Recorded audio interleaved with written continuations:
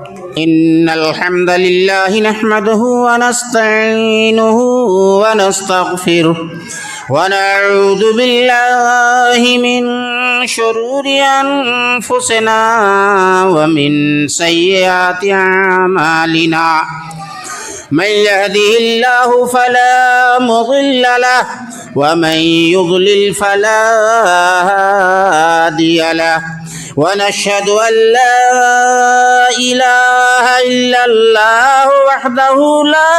شريك له ونشهد أن محمدا عبده ورسوله يا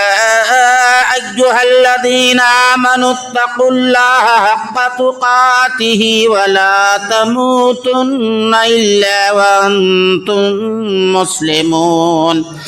يا أيها الناس اتقوا ربكم الذي خلقكم من نفس واحدة وخلق منها زوجها وبث منهما رجالا كثيرا ونساء واتقوا الله الذي تساءلون به والأرحام إن الله كان عليكم رقيبا يا أيها الذين آمنوا اتقوا الله وقولوا قولا سديدا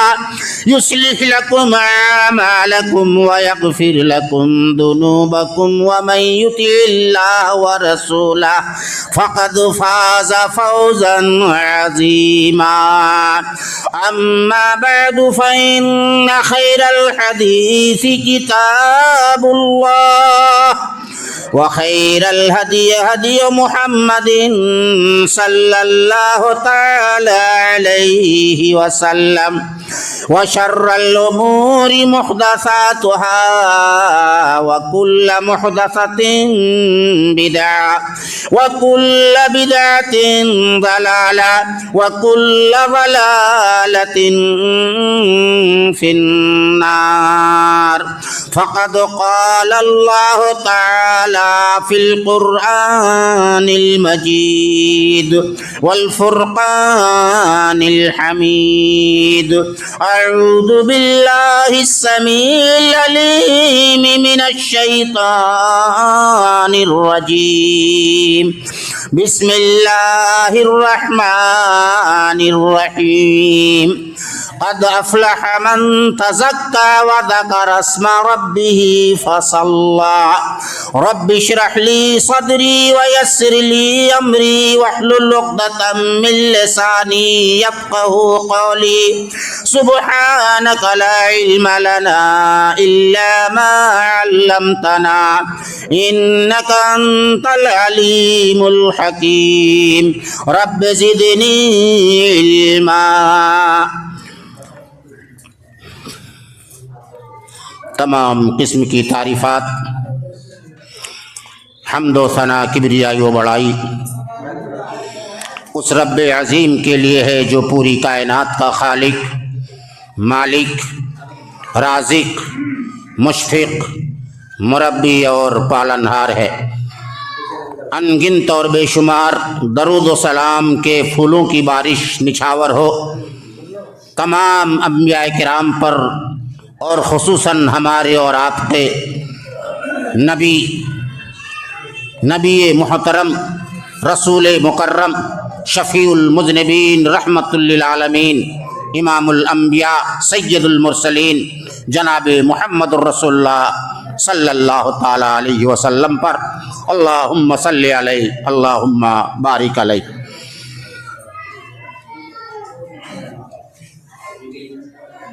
اللہ تبارک و تعالیٰ کا ہم تمام لوگ بے حد بے انتہا ممنون و مشکور ہیں کہ اللہ تبارک و تعالیٰ نے پورے مہینے روزہ رکھنے کی توفیق دی اور پھر آج نماز عید بھی پڑھنے کی توفیق دی۔ ہم اللہ تبارک و تعالیٰ سے دعا کرتے ہیں الہ العالمین ہم تمام مسلمانوں کے روزے کو قبول فرما، قیام کو قبول فرما اور شب قدر کو قبول فرما، تمام گناہوں کو معاف فرما دے، تمام خطاؤں کو معاف فرما دے،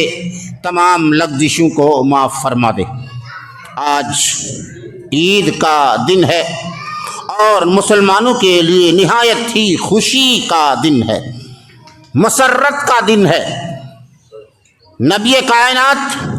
جناب محمد الرسول اللہ صلی اللہ تعالی علیہ وسلم نے فرمایا کہ ان لکل قوم عیدا وہذا عیدنا، تمام قوم کے لیے عید ہوتی ہے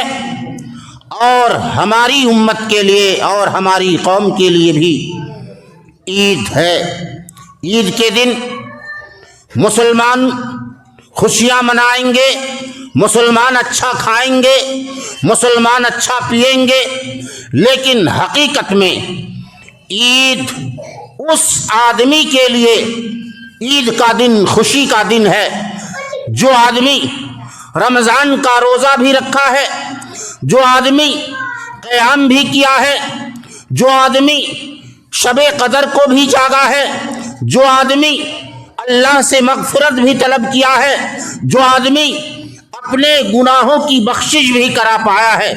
عید ہرگز اور ہرگز اس چیز کا نام نہیں ہے کہ نئے کپڑے پہن لے تو عید ہو گئی، اللہ خوش ہو گیا، رب راضی ہو گیا، گناہوں کی مغفرت ہو گئی، اچھا کھانا کھا لیا تو رب راضی ہو گیا، عید من گئی، گناہوں کی بخشش ہو گئی۔ اور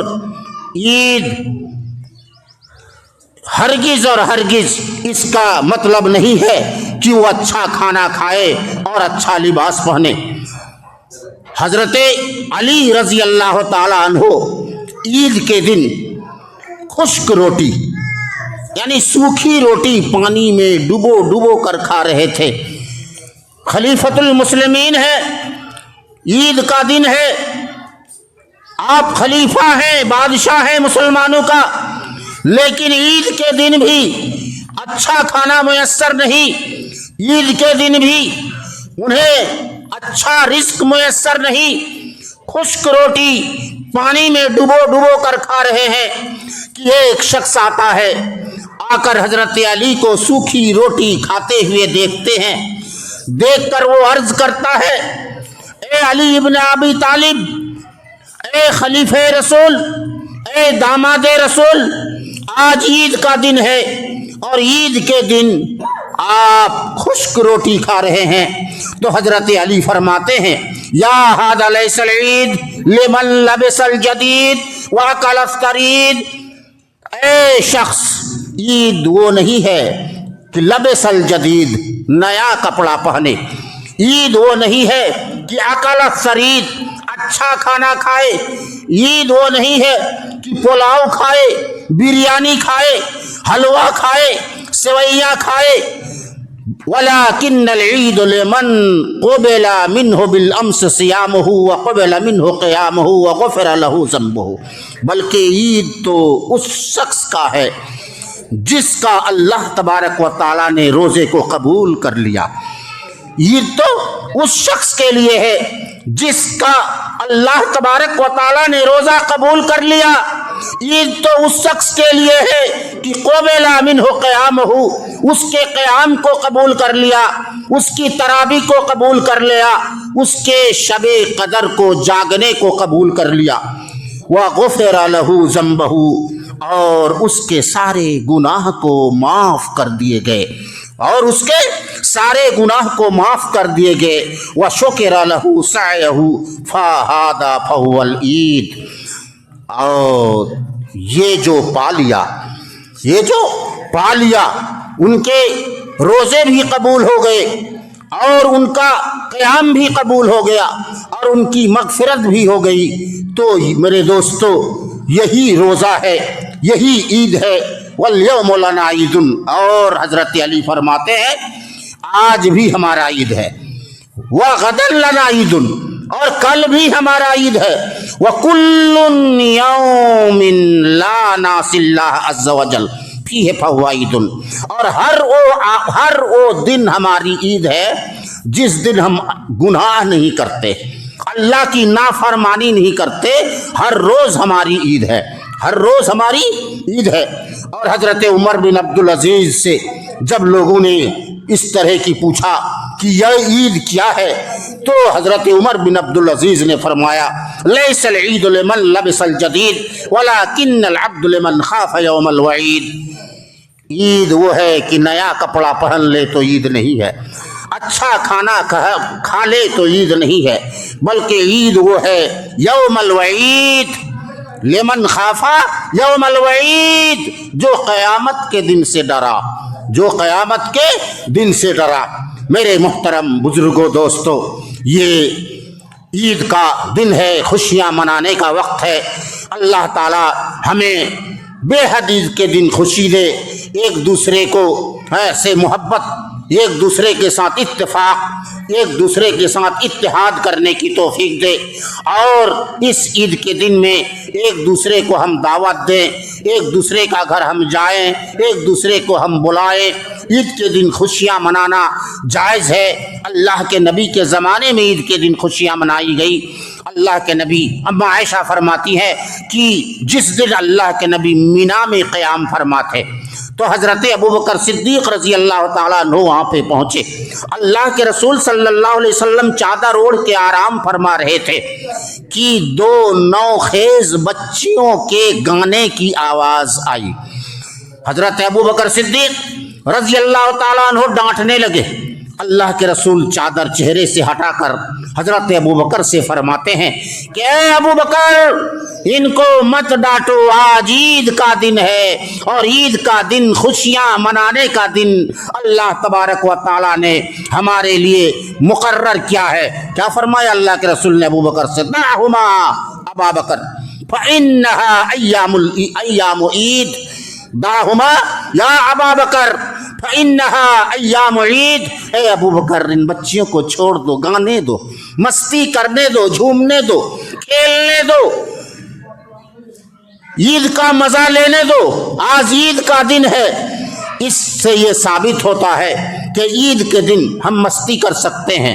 ہم کھیل سکتے ہیں، ہم گھوم سکتے ہیں، لیکن یاد رہے گانے بجانے سے نہیں، ڈھول سے نہیں، ڈی جے بجانے سے نہیں، سنیما اور تھیٹر دیکھنے سے نہیں، بلکہ ہر جائز کام۔ عید کے دن مسجد نبوی میں کچھ لوگ آ کر کھیل دکھانے شروع کیا۔ اماں ایسا فرماتی ہے کہ میں بھی اللہ کے رسول کے پیچھے جا کر کھڑی ہو گئی اور چپ کے پردے میں رہ کر کھڑکی کے اوٹ سے ان کھلاڑیوں کے کھیل کو دیکھتے رہی۔ اللہ کے رسول نے فرمایا،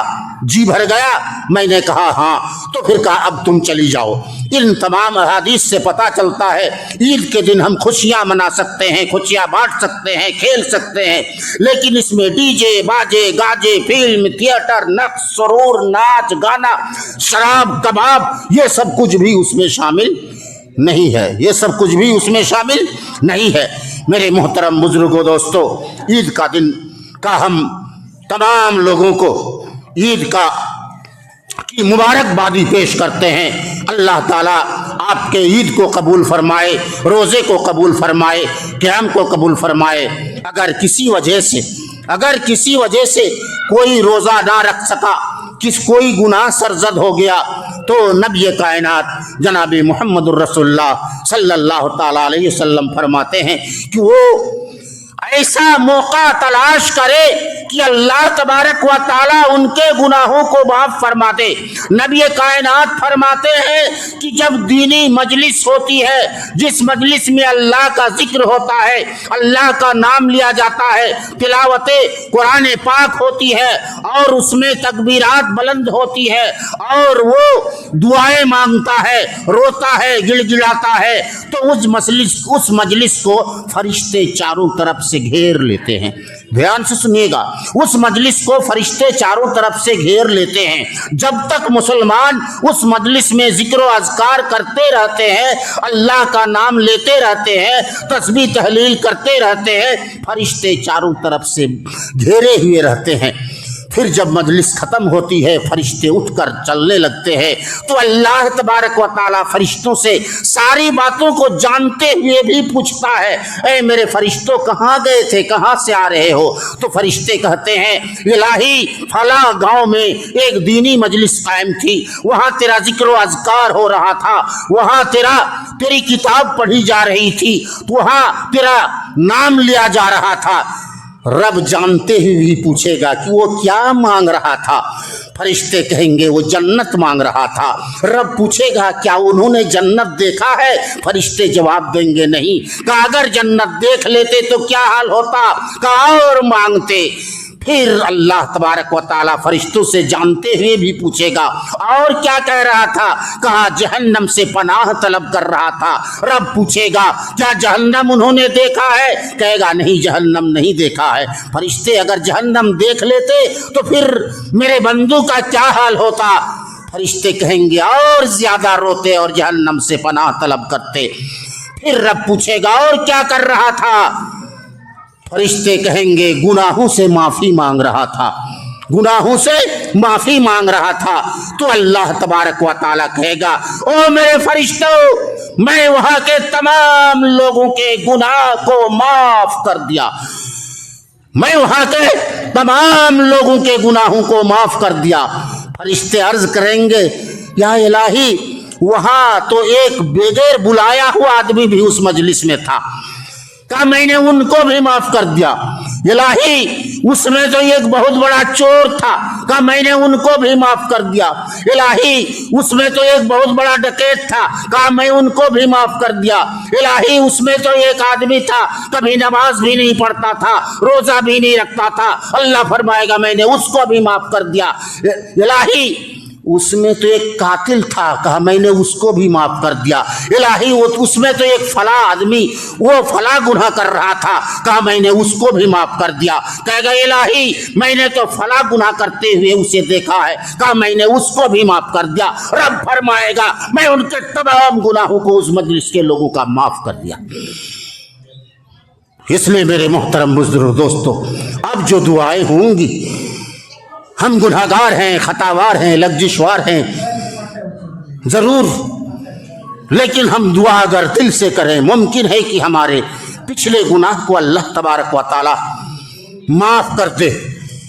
درگزر کر دے، ہماری بخشش فرما دے۔